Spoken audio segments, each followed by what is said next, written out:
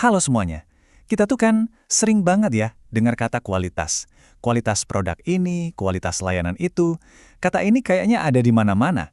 Tapi, pernah nggak sih kita berhenti sejenak dan benar-benar nanya, apa sih sebenarnya arti dari kualitas? Nah, dalam obrolan kita kali ini, kita bakal bedah tuntas konsep fundamental ini dan kenapa ini penting banget, baik buat kehidupan kita sehari-hari maupun buat dunia bisnis. Oke, jadi mari kita mulai dari pertanyaan yang paling dasar. Waktu kita bilang sesuatu itu berkualitas, yang kita maksud itu sebenarnya apa sih? Apakah soal kemewahan, atau daya tahan, atau mungkin ada hal lain yang lebih dalam dari itu? Pertanyaan inilah yang bakal jadi pemandu kita dalam penjelajahan kali ini. Nah, untuk menjawabnya, kita akan lewatin 4 area utama. Pertama, kita definisikan dulu apa itu kualitas. Kedua, kita bakal lihat bedanya di industri manufaktur sama jasa, karena ternyata beda loh. Ketiga, kita bahas soal biaya yang muncul kalau kualitas diabaikan. Dan yang terakhir, kita akan sentuh prinsip inti di balik manajemen kualitas modern. Baik, kita langsung masuk ke poin pertama.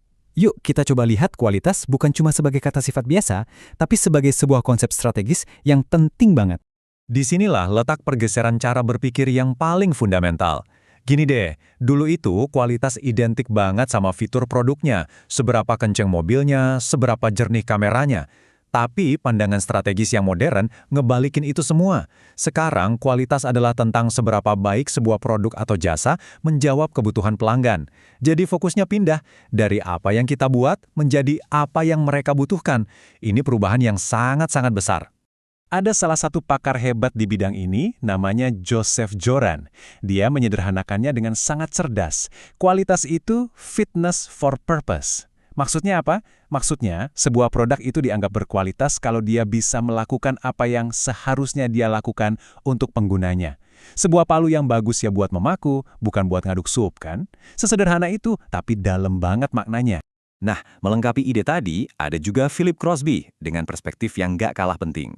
Buat dia, kualitas itu conformance to requirements, atau kesesuaian dengan persyaratan yang udah ditetapin. Kalau sebuah baut dirancang dengan diameter 5 mm, maka baut yang berkualitas ya yang ukurannya presisi 5 mm. Ini nambahin satu dimensi lagi, pentingnya presisi dan konsistensi. Dan akhirnya, semua ide tadi itu disatuin dalam satu definisi standar internasional dari ISO.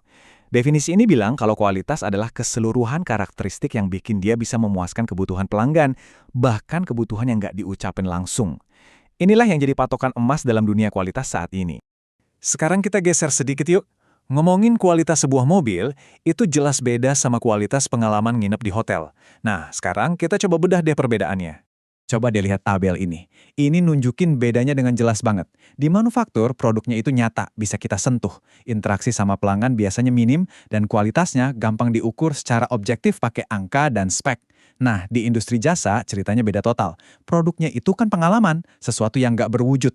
Interaksi dengan pelanggan itu jadi segalanya. Dan kualitasnya, wah, sangat subjektif. Tergantung gimana perasaan dan persepsi masing-masing orang. Terus kenapa sih semua ini penting banget buat bisnis? Jawabannya simple, uang. Mengelola kualitas itu bukan cuma soal bikin produk keren, tapi ini adalah sebuah keputusan finansial yang sangat strategis. Coba kita pikirin bareng-bareng. Kalau sebuah perusahaan mutusin buat cuek aja sama kualitas, kira-kira apa yang bakal terjadi? Risikonya itu jauh lebih besar dari sekedar produk yang jelek loh. Inilah yang disebut biaya kualitas.